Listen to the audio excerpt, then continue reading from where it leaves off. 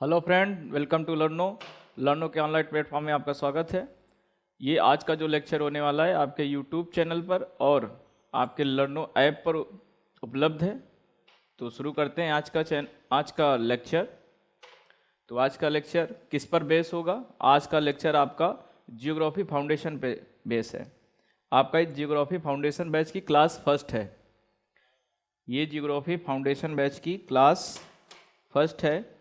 आज इस first class में हम डिस्कशन करने वाले हैं पहला ब्रह्मांड, यूनिवर्स का, आकाशगंगा, सौरमंडल और पृथ्वी। इन चार टॉपिक पर आज हम लोग लेक्चर को देखेंगे, समझेंगे। तो शुरू करते हैं आज का लेक्चर। तो आज हम आपको भूगोल के विषय में बताएंगे। भूगोल में हम लोग क्या पढ़ते हैं, भूगोल में क्या पढ़ना है। ज्योग्राफी फाउंडेशन बैच को समझने से पहले हमको ये समझना पड़ेगा कि जो हमारा विषय है, ये विषय में क्या क्या पढ़ना है। तो भूगोल में जो हमें टॉपिक टच करना है या भूगोल जो हमें पढ़ना है वो क्या पढ़ना है। भूगोल में क्या क्या पढ़ना है, भूगोल में क्या पार्ट आता है, क्योंकि आप समझते हो भूगोल का मतलब होता है पृथ्वी भू धन गोल। आप लोग पढ़ते आए हो, जो पृथ्वी गोल है उसी का अध्ययन करना है। बट भूगोल के अंदर हमें कई पार्ट पढ़ने होते हैं, जैसा कि अंतरिक्ष विज्ञान का पार्ट होगा, हमें समुद्र विज्ञान का पार्ट अलग पढ़ना होगा। इस तरीके से कई भूगोल के पार्ट हैं जिसमें हम पढ़ते हैं। जैसे कि अब भूगोल के विषय में हम बात करें तो भूगोल के विषय में बात करने से पहले हम आपको ये बताना ज़रूर चाहेंगे कि भूगोल जो है, भूगोल दो पार्ट में आप पढ़ते हो। भूगोल आप दो पार्ट में पढ़ते हो। वो भूगोल के पार्ट क्या हैं उनकी हम चर्चा कर लेते हैं। भूगोल हम दो पार्ट में पढ़ते हैं। ये भूगोल को पढ़ने के लिए हम किसी भी जॉब की तैयारी कर रहे हैं तो भूगोल में हमें दो टॉपिक अवश्य पढ़ने होते हैं। एक जिसे आप कहते हो भौतिक भूगोल, आप कहोगे भौतिक भूगोल, और दूसरा टॉपिक जो होगा वो भारत का भूगोल। आज का जो हमारा टॉपिक है ब्रह्मांड, वो ब्रह्मांड हमारा किस टॉपिक में होगा? तो हम देखेंगे भौतिक भूगोल का पहला पार्ट जो होगा वो होगा ब्रह्मांड के विषय में यहाँ पढ़ेंगे। ब्रह्मांड के बाद में यहाँ हम आकाशगंगा को पढ़ेंगे। ब्रह्मांड के बाद में हम यहाँ आकाशगंगा को पढ़ेंगे। आकाशगंगा के बाद में हमारी टॉपिक आती है यहाँ पर, आकाशगंगा के बाद में हम लोग पढ़ेंगे पृथ्वी के विषय में। इसके विषय में पृथ्वी के विषय में पढ़ेंगे। तो पृथ्वी के बाद में पढ़ने के बाद में तब हम, क्योंकि भारत कहाँ है, पृथ्वी में है, इसके बाद भारत के भूगोल को हम कवर करेंगे। तो आज के लेक्चर में आज हम टॉपिक जो क्लियर करना चाहते हैं या समझना चाहते हैं वो यही होगा ब्रह्मांड। तो पहला टॉपिक हमारा है ब्रह्मांड। तो सवाल उठता है कि ब्रह्मांड क्या है। ब्रह्मांड क्या है, आपका एक प्रश्न दिमाग में अवश्य आना चाहिए कि ब्रह्मांड क्या है। तो किसी भी संकल्पना को अपने कल्पना शक्ति में रखने से पहले हम ये देखते हैं कि ब्रह्मांड है क्या। क्योंकि हम जब देखते हैं पृथ्वी को तो पृथ्वी को हम समझ पा रहे हैं, क्योंकि उसको हम देख पा रहे हैं। जब पृथ्वी हमारे ब्रह्मांड में है तो फिर ब्रह्मांड का क्या है। तो ब्रह्मांड को समझने के लिए हम ये देखेंगे कि ब्रह्मांड को अगर हम एक कल्पना शक्ति के द्वारा ये देखें कि अगर इसकी हम बाउंड्री लाइन खींचने का प्रयास करते हैं, एक आकार देने का प्रयास करते हैं, तो ब्रह्मांड यानी कि इस छोर से इस छोर तक का एक सफ़र है। अगर हम यहाँ देखें इस छोर से इस छोर तक का सफ़र है। इसमें ही सारे ब्रह्मांड के तारे या जितना भी आप आकाशीय पिंड रात के अंधेरे में आप अपना आसमान में देखते हो, उस सब कुछ ब्रह्मांड में है। और आपको पता होना चाहिए कि वैज्ञानिकों ने बताया है कि ब्रह्मांड के एक छोर से दूसरे छोर तक प्रकाश की किरण को पहुंचने में 250 करोड़ प्रकाश वर्ष लग जाते हैं। 250 करोड़ प्रकाश वर्ष। और अगर बात करें एक प्रकाश वर्ष की, अगर हम बात करते हैं एक प्रकाश वर्ष की, तो एक प्रकाश वर्ष में आप जानते हो कि कितना 3 × 3 इंटू 10⁸, ये प्रकाश की चाल होती है एक वर्ष में, ये चाल होती है। अगर हम देखें एक प्रकाश वर्ष, तो एक प्रकाश वर्ष का मतलब होता है 365 दिन। 365 दिन में चली गई चाल, और 365 दिन का मतलब होता है 24, और इसके बाद में हम अगर 60 का गुणा करेंगे, यानी 60 मिनट का, फिर 60 सेकेंड का गुणा करेंगे, तब हमारे पास ये दूरी समझ में आती है। यानी एक प्रकाश वर्ष में चली गई दूरी जो होगी 3 इंटू 10⁸ इंटू 365 इंटू 24 इंटू 60 होगी। ये आप दूरी समझ सकते हैं कितनी दूरी हो सकती है। कल्पना करिए कि जब एक सेकेंड में प्रकाश इतना चलता है, तो अगर इसको 365 दिन का सफ़र तय करना होगा तो कितना तय करेगा। सभी लोग अपनी अपनी कॉपी में अवश्य निकाल लेना, पता चल जाएगा। इसके बाद में आज हम ब्रह्मांड की कल्पना के विषय में बात करेंगे। तो ब्रह्मांड हमारा जो है ना, ब्रह्मांड एक बिंदु पर पूरी तरीके से स्थिर था, ऐसा हमारे विद्वानों ने कल्पना करी है। क्या कल्पना करी है कि ये जो ब्रह्मांड है ये एकक था। क्या था? एकक था। इसको क्या बोलते हैं? एकक था। और एकक में ही एक बिंदु पर ही सारा ब्रह्मांड उपस्थित था। आज का जितना भी द्रव्यमान है वो सब यहीं उपस्थित था। तो यहीं पर उच्च ताप था। क्या था? उच्च ताप था, उच्च दाब था, और सबसे बड़ी चीज उच्च घनत्व भी यहीं पर उपस्थित था। इतना सारा घनत्व, इतना सारा ताप, इतना सारा दाब, एकक, इसको सिंगुलरिटी बोलते हैं इंग्लिश में। यानी एकक था, एकांक था, एक ही जगह उपस्थित था। फिर वक्त समय के साथ में इसमें विस्फोट हुआ, और यही फैल करके आज के जितने भी आप ब्रह्मांड में तारे देखते हो, जितने भी पिंड देखते हो, या कह सकते हो जितने भी आकार आप ब्रह्मांड में या आसमान में देख रहे हो, उनका निर्माण इसी समय हुआ। उसी के बाद ही हम सबका निर्माण हुआ। तो चलते हैं, आपको इसको थोड़ा समय हो सकता है मेरे पास अगर कुछ उपलब्ध हो तो मैं दिखाता हूँ इसको कैसे और चीज़ें यहाँ पर आ सकती हैं। तो आज मैं देखने का प्रयास करता हूँ। देखिए, यहाँ से देखने का प्रयास करिएगा ब्रह्मांड को, और बड़े ध्यान से देखिएगा। आप ये देख रहे हो कि ये प्रकाश पूरा इसी बिंदु पर उपस्थित है। सारा का सारा घनत्व, सारा का सारा ताप, सारा का सारा दाब, और ये एकदम विस्फोट होता है। देखिए, ये विस्फोट हो रहा। अब जितना भी तत्व है वो सारा का सारा फैल रहा है। सारा का सारा पूरा आधुनिक जो ब्रह्मांड है उसका पूरा का पूरा आकार ले रहा है।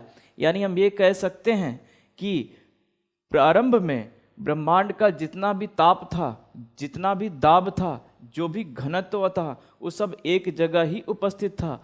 और ये विस्फोट का अगर समय काल देखें तो समय काल बेटा ये जानते हो 13.7 अरब वर्ष पूर्व, 13.7 अरब वर्ष पूर्व हुआ था। आप इस बात को समझ सकते हैं कितनी पुरानी बात है। और हमारा जीवन, मनुष्य का निर्माण का इतिहास देखते हैं तो मनुष्य की उपस्थिति 1 लाख वर्ष पूर्व पाई जाती है।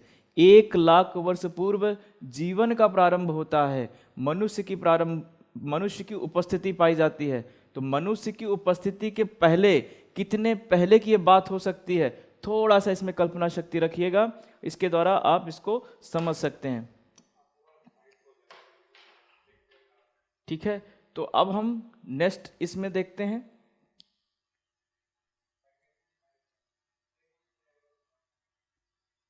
तो अब हम देखते हैं तो ब्रह्मांड के विषय में पहली जो संकल्पना थी, ब्रह्मांड के विषय में जो पहली संकल्पना थी वो मिस्र यूनानी खगोल शास्त्री। बेटा, खगोल शास्त्री क्या होता है? जो खगोल विज्ञान को अच्छी तरीके से जानता है। तो मिस्र यूनानी खगोल शास्त्री क्लॉडियस टॉलमी, नाम याद रखिएगा भैया, क्लॉडियस टॉलमी 140 ईसा पूर्व ब्रह्मांड के संदर्भ में जियोसेंट्रिक अवधारणा का प्रतिपादन किया था। क्या है जियोसेंट्रिक? क्या है जियोसेंट्रिक अवधारणा? इसके विषय में जानते हैं। फिर से समझ लीजिए, मिस्र यूनानी खगोल शास्त्री क्लॉडियस टॉलमी ने 140 ईसा पूर्व में ब्रह्मांड के संदर्भ में जियोसेंट्रिक अवधारणा का, इस बात को याद रखना, वो अवधारणा कौन थी जो टालमी ने दिया था? वो अवधारणा थी जियोसेंट्रिक अवधारणा। ये क्या होती है इसको समझने के लिए बस ये समझिए कि इन्होंने ये बताया था टालमी जी ने कि जो पृथ्वी है, ये पृथ्वी क्या है? पृथ्वी सौरमंडल के या ब्रह्मांड के, इन्होंने कहा था ब्रह्मांड के केंद्र में है, और बाकी सारे जो पदार्थ, जितने भी ग्रह उपग्रह तारे हैं, ये सूर्य वगैरह सब इनका चक्कर लगाते हैं, पृथ्वी का चक्कर लगाते हैं। ये जियोसेंट्रिक अवधारणा थी इनकी कि पृथ्वी क्या थी? ये थी पृथ्वी। क्या थी ये? पृथ्वी। पृथ्वी बीच में है और पृथ्वी के चारों तरफ सूर्य और बाकी ग्रह उपग्रह चक्कर लगा रहे हैं। इस बात को किसने कहा था? इस बात को टालमी ने कहा था। ठीक है बेटा। इसके बाद में हम ये जानेंगे,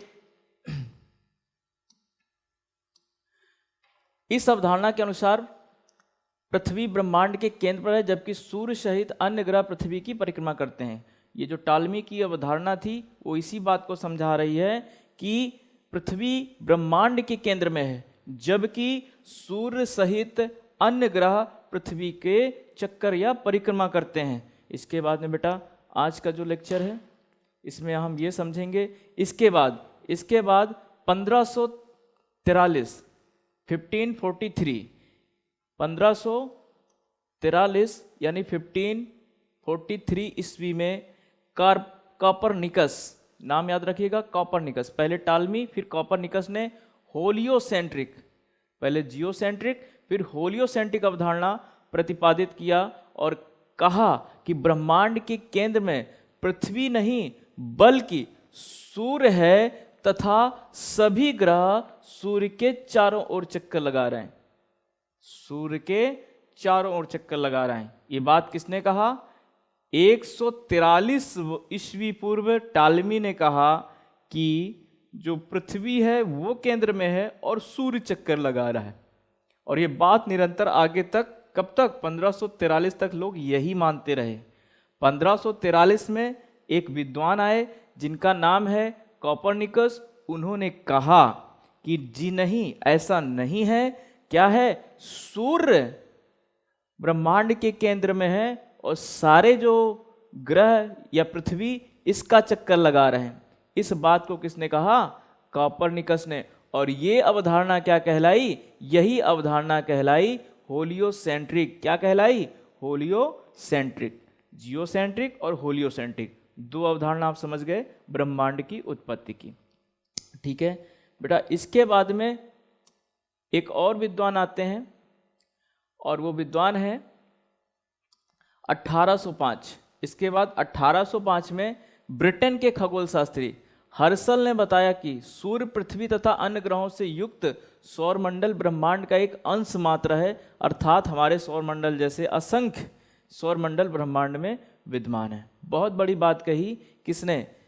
खगोल शास्त्री हर्सल ने बात को बताया, क्योंकि अभी तक तो लोग यही समझ रहे थे कि बस जो ब्रह्मांड है वो पृथ्वी के इर्द गिर्द है या सूर्य के इर्द गिर्द है, यानी सौरमंडल को ही ब्रह्मांड लोग मान रहे थे। लेकिन ये क्रांति 1805 में एक इस विचारधारा को गलत किया। कौन सी?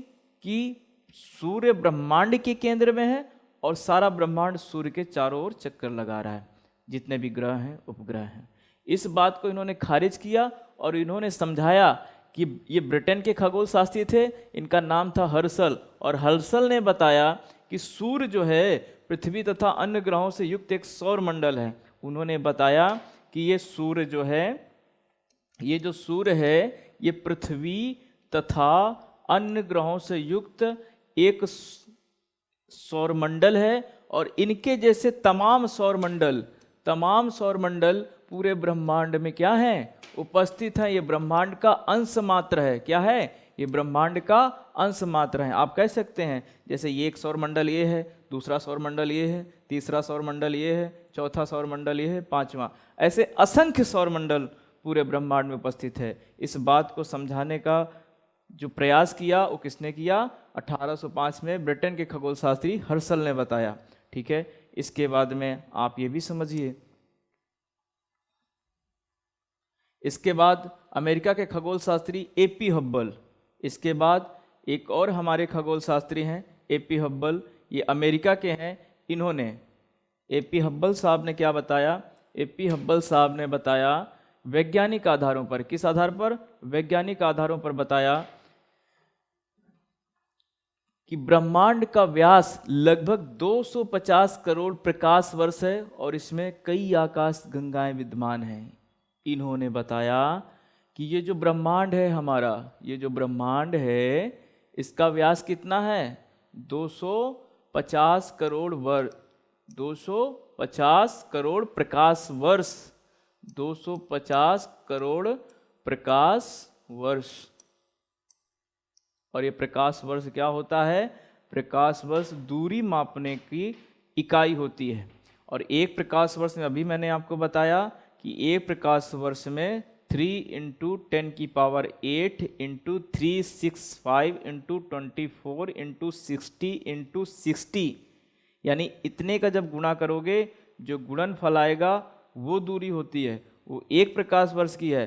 फिर उसका गुणा आप किससे करेंगे? 250 करोड़ से। 1 करोड़ में कितना जीरो होता है और फिर 250 करोड़ में कितना जीरो होता है, गिन लेना, अनुमान लगा लेना। तो यानी उनका कहने का मतलब था कि ये प्रकाश जो है ये ब्रह्मांड के एक छोर से दूसरे छोर में जाने का जो समय लेगा वो कितना लेगा? 250 करोड़ वर्ष। गजब की कल्पना शक्ति थी वैज्ञानिकों की। मैं बड़ा अचंभित हूं कि उन्होंने इतना कल्पना शक्ति के द्वारा पता कैसे लगाया कि 250 करोड़ वर्ष। मेरे सोच के बाहर है, आप सोचिए। इसके बाद में ब्रह्मांड की उत्पत्ति के संदर्भ में, ब्रह्मांड की उत्पत्ति के संदर्भ में बिग बैंग या महाविस्फोट सिद्धांत ही सबसे क्या है? मानक, अधिक प्रमाणित माना जाता है। तो बेटा जो ब्रह्मांड की, जो कहते हैं ना ब्रह्मांड की उत्पत्ति कैसे हुई, तो ब्रह्मांड की उत्पत्ति के पहले कई धारणा हैं। एक जियोसेंट्रिक है, एक होलियोसेंट्रिक है। इसके बाद में आपकी अगर इस समय वर्तमान में अगर सबसे कोई प्रमाणित अगर कोई परिभाषा है तो वह है ब्रह्मांड का बिग बैंग सिद्धांत, यानी महाविस्फोट सिद्धांत। और ये महाविस्फोट सिद्धांत क्या है? ब्रह्मांड की उत्पत्ति के संदर्भ में बिग बैंग या महाविस्फोट सिद्धांत अधिक प्रमाणित माना जाता है। इस सिद्धांत का प्रतिपादन मूलतः बेल्जियम के खगोल शास्त्री, कहाँ के? बेल्जियम के खगोल शास्त्री एवं पादरी जार्ज लेमेत्रे द्वारा 1970 के दशक में किया गया था। बहुत नज़दीक की बात है ये। अभी तक लोग यही मान रहे थे 1970 के पहले कि क्या है, ब्रह्मांड के उत्पत्ति इसी तरीके हुई होगी। और 1970 में जब ये इन्होंने स्पष्ट किया, यानी आज क्या चल रहा है? 2023। तो 2023 के और उधर 30 साल, तो कितने पहले पता चला आपको? मात्र 53 साल पहले। कितने साल पहले? 53 साल पहले, 53 वर्ष पूर्व आपको ये पता चला कि ब्रह्मांड जो है ना वो कैसे बना है? महाविस्फोट से बना है। और ये आधुनिक परिभाषा है, नवीनतम परिभाषा है कि ब्रह्मांड कैसे बना? महाविस्फोट, यानी एक जगह पर सारी एनर्जी, सारा ताप, सारा घनत्व, सारा दाब एक ही एकांक में था और उसमें जब विस्फोट हुआ तो आज का जो ब्रह्मांड है, आज के जो सूर्य हैं, आज के जो तारे हैं, आज की जो पृथ्वी है, आज के जितने खगोलीय पिंड हैं, उनका निर्माण हुआ। हो सकता है इससे संबंधित कोई आपको ये दिखाते बनता है कि इस चित्र से समझने का प्रयास करिएगा। आज का जो ये हमारा ब्रह्मांड है वो इस तरीके फैला हुआ है। क्या हुआ? पहले यहाँ पर सारा क्या था? ऊर्जा थी, ताप था, दाब था, घनत्व था। अब इसमें जब विस्फोट हुआ ना तो ये देखिए फैला कि नहीं फैला? ये फैल रहा है। इसके बाद ये अब देखिए आज का जो ब्रह्मांड है वो यहां पर इतना फैल करके आ गया है। ये घटना कब हुई? 13.7 अरब वर्ष पूर्व हुई। ठीक है। आज का ब्रह्मांड को ऐसे समझा जा सकता है कि ये जो विस्फोट हुआ इससे ऐसे ऐसे ये फैला, ऐसे ये फैला और आपके ब्रह्मांड का निर्माण हुआ। ब्रह्मांड में क्या होगा? आकाश गंगाएं होंगी, तारे होंगे और हमारे सौरमंडल के तरीके काफ़ी सौरमंडल होंगे और उस सौरमंडल में जितने भी ग्रह हैं वो होंगे। तो इतना समझने के बाद हम लोग ये समझने का प्रयास करेंगे कि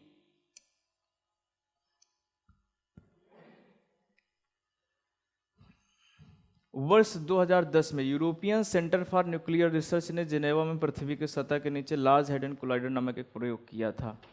बेटा ये जो इस वजह से लाइन हमने कोड की है कि लार्ज हैडन कोलाइडर नामक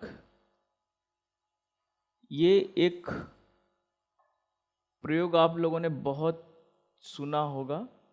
ये 2010 के समय बहुत चर्चित में था। European centre for nuclear research sir ने जिनेवा में, कहाँ पर? जिनेवा में एक रिसर्च किया था महाविस्फोट का, और इस महाविस्फोट सिद्धांत के अनुसार ये बताना चाह रहे थे कि किस तरीके से एक डार्क एनर्जी जो है, ब्लैक होल जो है, वो कैसे देखा जा सकता है। तो लेकिन ये अभी इसका संबंध हम ये कहेंगे कि ब्रह्मांड की उत्पत्ति से नहीं है, बस ये बताना था यहाँ से। चलिए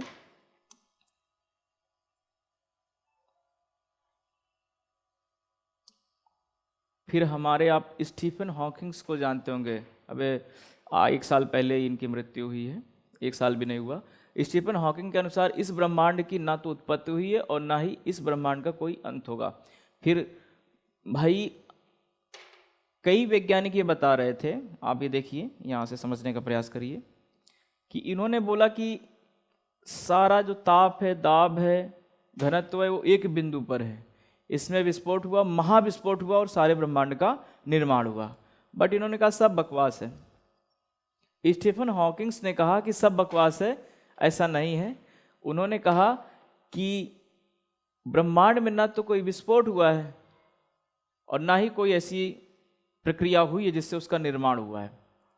ब्रह्मांड में निरंतर फैलाव हो रहा है और वो सिकुड़ता है, इसमें निरंतर चलता रहता है। जैसे आप एक स्प्रिंग को देखते हो, उसको पकड़ के ऐसे फैला दीजिए, जितना फैलेगी उसके बाद फिर क्या होगी? फिर अपने स्थान पर आ जाएगी। ठीक इसी प्रकार ब्रह्मांड में हो रहा है कि ब्रह्मांड क्या है, जो स्टीफन हॉकिंग्स हैं वो बताना चाह रहे हैं कि ब्रह्मांड निरंतर फैल रहा है, ऐसे फैलता है और फिर सिकुड़ता है, ऐसे फैलता है फिर सिकुड़ता है। ये स्टीफन हॉकिंग्स बताना चाह रहे हैं और यही मान्य भी है और ऐसा संभावना भी है। कैसे? जैसे आप डॉपलर का प्रभाव पढ़ रहे होंगे, डॉपलर का प्रभाव पढ़ेंगे तो उसमें देखने को मिलेगा। तो ये है, देखिए क्या होता है। यहाँ पर क्या है? यहाँ पर ब्रह्मांड मान लीजिए कुछ नहीं कर रहा है, स्थिर है। अगर स्थिर होता तो ये सेम कंडीशंस होती, ऐसे होता, एक जगह एक ही आकार होता। लेकिन ये देखा गया है कि ये निरंतर इस किस तरीके ऐसे जाएगा और फिर ये वापस ऐसे आएगा। तो ये क्या होगा? यही क्या है? ब्रह्मांड की अवधारणा है। देखिए यहाँ से देखिए, ऐसे फैल रहा है, फैला फैला फैला, ये फैल गया। आप जरा इसको, इस चित्र के बाद में आप इस चित्र देखने का प्रयास करिएगा, दोनों से कंपेयर करिएगा। इसके बाद में ये देखिए, ये ठीक उसी प्रकार है ना, जैसा कि अभी हमने डॉपलर का प्रभाव का चित्र दिखाया। यहाँ बिंदु से क्या है? फैल रहा है और ये फैलने के बाद में एक बार फिर सिकुड़ेगा। ये स्टीफन हॉकिंग्स बताना चाह रहे हैं। तो ब्रह्मांड का उत्पत्ति, उनके अनुसार ब्रह्मांड संकुचित होता है और फैलता है और ब्रह्मांड के संदर्भ में यह प्रक्रिया निरंतर घटित होती रहती है। तो ब्रह्मांड क्या है? निरंतर संकुचित होता है और फैलता है। यही ब्रह्मांड के संदर्भ में क्या है? निरंतर प्रक्रिया होती रहेगी। यानी ब्रह्मांड में कोई विस्फोट नहीं हुआ है, ये स्टीफन हॉकिंग्स बताना चाह रहे हैं। इसके बाद ब्रह्मांड की उत्पत्ति से केवल एक ही बात याद रखना, जो यहाँ याद करने योग्य है, आपको समझने योग्य है, कि ब्रह्मांड की उत्पत्ति महाविस्फोट सिद्धांत से हुई। पेपर आता है, पेपर में क्वेश्चन आता है कि ब्रह्मांड की उत्पत्ति कैसे संभव हुई, तो यह कह देता है महाविस्फोट सिद्धांत संबंधित है ब्रह्मांड की उत्पत्ति से, पृथ्वी की उत्पत्ति से, तारों की उत्पत्ति से। तो आपको ऑप्शन में अगर आंसर करना है तो क्या लगाएंगे? ब्रह्मांड की उत्पत्ति से। तो महाविस्फोट सिद्धांत किसकी उत्पत्ति से संबंधित है? ब्रह्मांड की उत्पत्ति से। ठीक है, तो यहाँ से आपका ब्रह्मांड के बारे में चीज़ें क्लियर हो रही हैं। और एक ये मैं दिखाना चाहूँगा, इस तरीके से आप देखिए, ये क्या है, ये केंद्र से संपूर्ण ब्रह्मांड की कल्पना की जा सकती है, शुरू के ब्रह्मांड की। यानी क्या है, एनर्जी है। फिर से देखने का प्रयास करिए, ये क्या है, टोटल क्या है, एनर्जी है। अब ये देखिए किस तरीके से कभी एक साथ बल्ब को जलते हुए देखा है, कई सारे बल्ब, क्या गिन पाते हो उनको, नहीं गिन पाते हो, क्यों, क्योंकि इसके पास ज़्यादा एनर्जी होती है। इसी प्रकार यहाँ पर भी जब ये एक साथ था,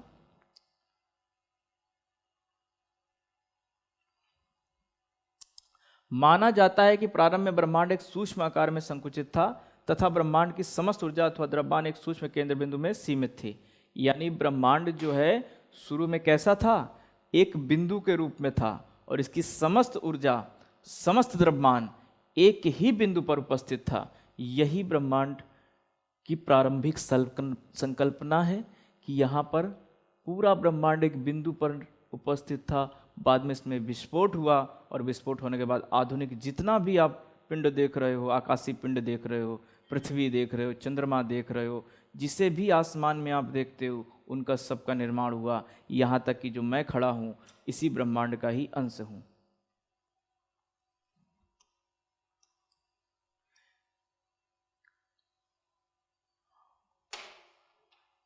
इस चित्र से देखने का और समझने का प्रयास करिएगा। ये चित्र भी आपको ब्रह्मांड की उत्पत्ति के विषय में बताने का प्रयास कर रहा है। ये क्या है, सिंगुलरिटी है, यानी सब कुछ कहाँ है, यहीं पर है। क्या क्या, ब्रह्मांड का द्रव्यमान, घनत्व और ताप। इसमें विस्फोट हुआ तो विस्फोट क्या होगा, कोई चीज़ ऐसे फैलेगी और फैल करके आज का जो ब्रह्मांड है इसके रूप में परिवर्तित हो गया। ठीक है, ऐसे इसका परिवर्तन हुआ।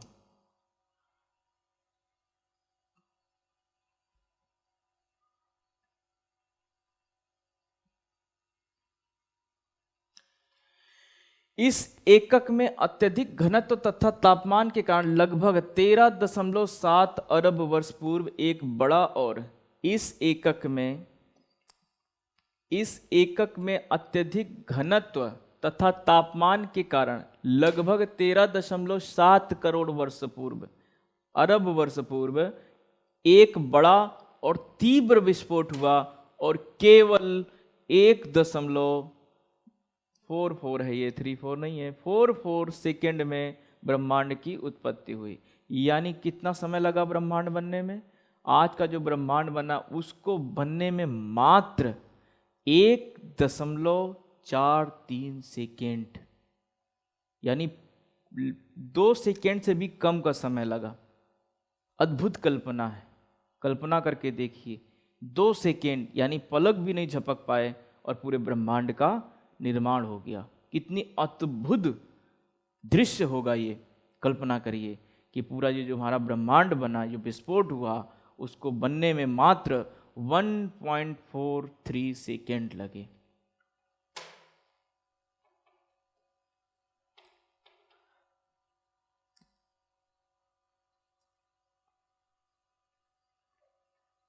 यह ऊर्जा अथवा विस्फोट इतना तीव्र था जिस कारण वर्तमान में भी ब्रह्मांड का प्रसार हो रहा है। एक बात याद रखिएगा बेटा, कि जो यह ऊर्जा अथवा जो विस्फोट हुआ इतना तीव्र था जिस कारण वर्तमान में भी इस ब्रह्मांड का प्रसार हो रहा है। कितना बड़ा विस्फोट रहा होगा।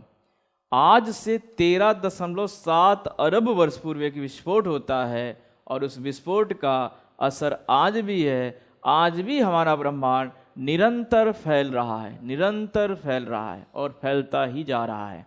एक समय ऐसा आएगा कि यह ब्रह्मांड वापस से आएगा, सिकुड़ेगा सिकुड़ेगा सिकुड़ेगा और सिंगुलरिटी में कन्वर्ट हो जाएगा। तो सब कुछ नष्ट हो जाएगा, जो कुछ भी है सब कुछ नष्ट हो जाएगा। इसके बाद में हम ये देख सकते हैं इस चित्र में कि जो हमारा ये ब्रह्मांड है किस तरीके फैला। ये एक विस्फोट हुआ, विस्फोट होने के बाद इसे आप देख सकते हो, विस्फोट होने के बाद में ये लेयर है इसकी निरंतर फैल रही, निरंतर फैल रही हैं, निरंतर फैल रही हैं। भाई देखिए किस तरीके से हमारा ब्रह्मांड का निर्माण हुआ। और आप ये छोटे छोटे पार्टिकल देख रहे हैं ना, ये ये सब क्या है? यही जो पदार्थ हैं आज के सूर्य, चंद्रमा, तारे, आकाश गंगाएं इस रूप में देखी जा सकती हैं। ब्रह्मांड में यही सब क्या है? ब्रह्मांड में विस्फोट के बाद में ये सब देखा जा सकता है।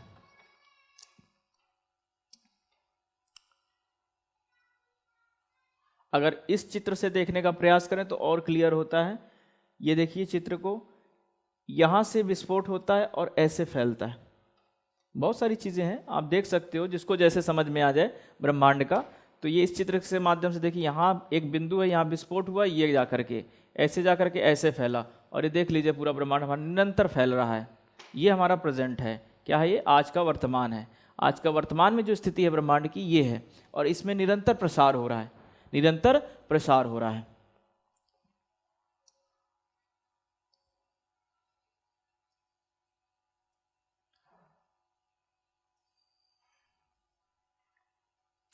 अब यही बात स्टीफन हॉकिंग्स ने कहा है कि स्टीफन हॉकिंग्स के अनुसार इस प्रकार ब्रह्मांड की उत्पत्ति होने से पूर्व भी ब्रह्मांड अस्तित्व में था।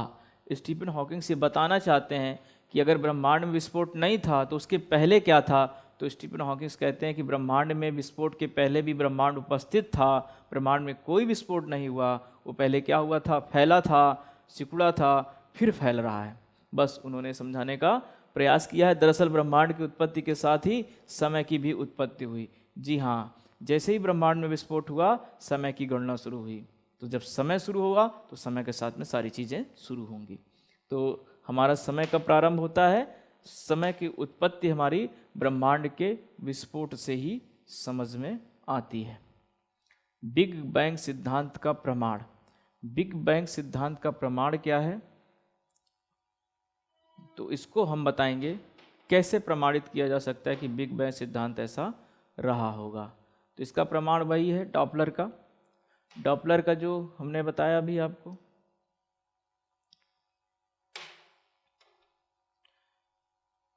वो बोल रहे हैं निरंतर चीजें क्या कर रही हैं? फैल रही हैं। वो बोल रहे हैं, स्टीफन हॉकिंग्स भी बोल रहे हैं इस बात को।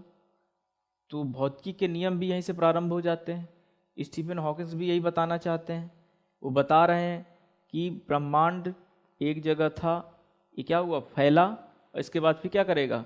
वापस फिर सिकुड़ करके आएगा ऐसे, और यहाँ एक सिंगुलरिटी में परिवर्तित हो जाएगा। ठीक है, तो ये कुछ ऐसे प्रमाण हैं जिससे जाना जा सकता है ब्रह्मांड की उपस्थिति के विषय में। अब हम बात करेंगे महाविस्फोट के मात्र 1.43 सेकंड के अंतराल के बाद समय तथा अंतरिक्ष जैसी वर्तमान। महाविस्फोट जो है,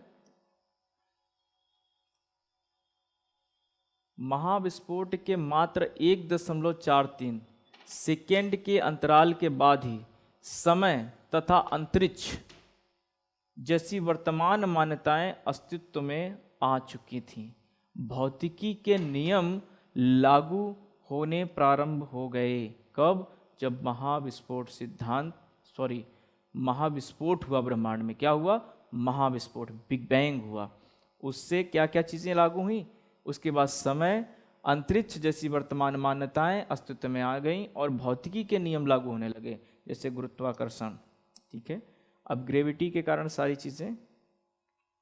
इस ब्रह्मांड के समय समस्त तारे, ग्रह एवं उपग्रह इस ब्रह्मांड के निर्माण करने वाले पदार्थों केवल 4% हिस्सा है। बात समझिएगा बेटा, इस ब्रह्मांड के समस्त तारे, ग्रह एवं उपग्रह इस ब्रह्मांड का निर्माण करने वाले पदार्थों का मात्र 4% हिस्सा है।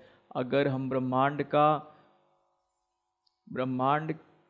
की कुल पदार्थ की बात करें, अगर मैं कहूँ कि 100% पदार्थ ब्रह्मांड में उपस्थित हैं, तो 4% पदार्थ ही हम देखते हैं और 96% पदार्थ या भाग जो है ब्रह्मांड का आज भी हमें पता नहीं है।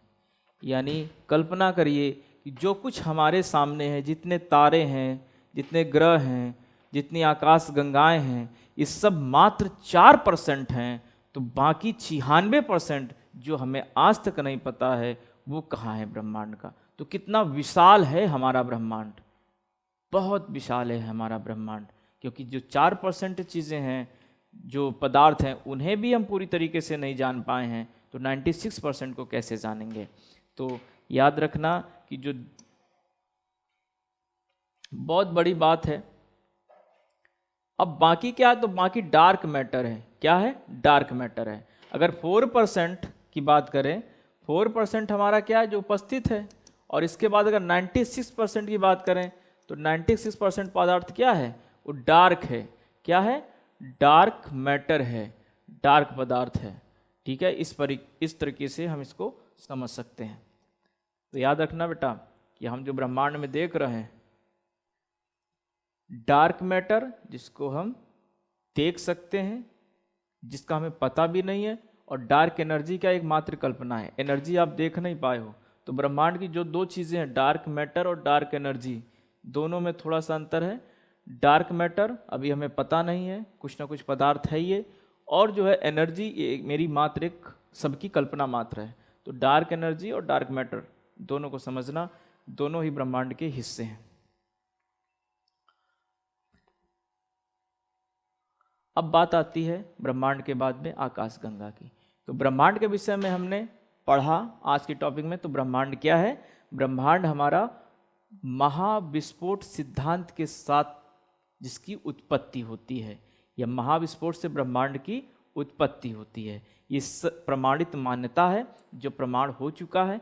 इसके साथ क्या हुआ होगा, सारी चीज़ें सिंगुलरिटी में होंगी, एकक में होंगी, और उसमें उच्च ताप होगा, उच्च दाब होगा, उच्च घनत्व होगा, और उसमें विस्फोट हुआ होगा, उससे सारी चीज़ों का निर्माण हुआ होगा।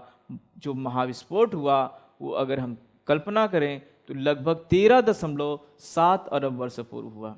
उसके बाद में क्या बना? उसके बाद में आकाश गंगाएं जैसी चीज़ें बनी। तो क्या है आकाश गंगा, इससे जानते हैं नेक्स्ट टॉपिक।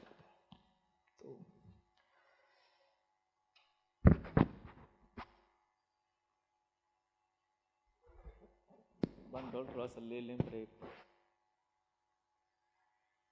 प्यास लगी है कसके।